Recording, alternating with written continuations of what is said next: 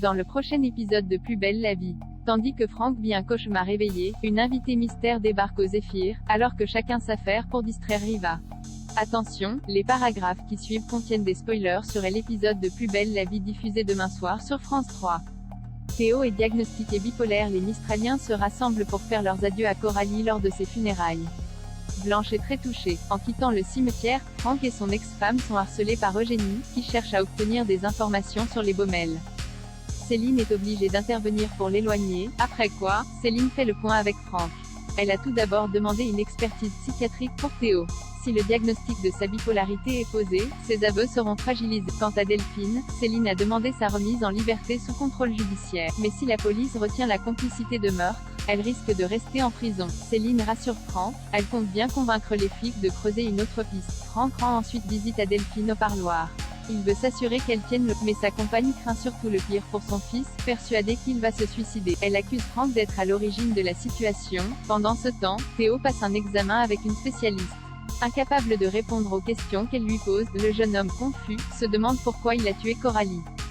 Plus tard, Céline présente au procureur le certificat du psychiatre qui confirme la bipolarité de Théo, en présence de Jean-Paul. Selon Céline, la santé mentale de Théo a permis des aveux précipités. Elle souligne par ailleurs que la police n'a aucune preuve de sa culpabilité et qu'il devrait plutôt se renseigner au sujet du règlement de compte dont Coralie pourrait être une victime collatérale. Revel donne alors son feu vert à Jean-Paul pour mener une opération sur le cercle de jeu délibératif.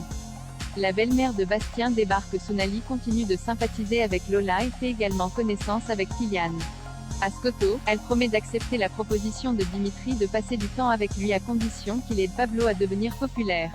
Dimitri aborde Pablo afin de l'aider à trouver ses centres d'intérêt pour s'intégrer. Il lui donne également des conseils pour draguer les filles, à commencer par travailler une attitude de beau gosse mystérieux.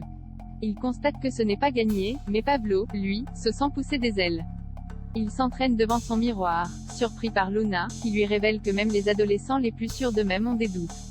Le soir, les Castel se réunissent tous heureux, jusqu'à ce que Charlotte, la belle-mère de Bastien, débarque au Zéphyr, dédaignant ouvertement Luna.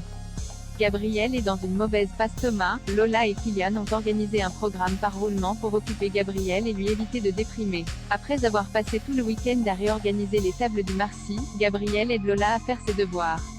Il répond ensuite présent à l'invitation de Kylian pour faire un tennis. Plus tard, Gabriel a rendez-vous avec Céline. Celle-ci lui avoue que son dossier est mal engagé car personne n'a voulu témoigner en sa faveur, pas même Léa. De retour chez lui, Gabriel rejette toutes les propositions de distraction de sa famille.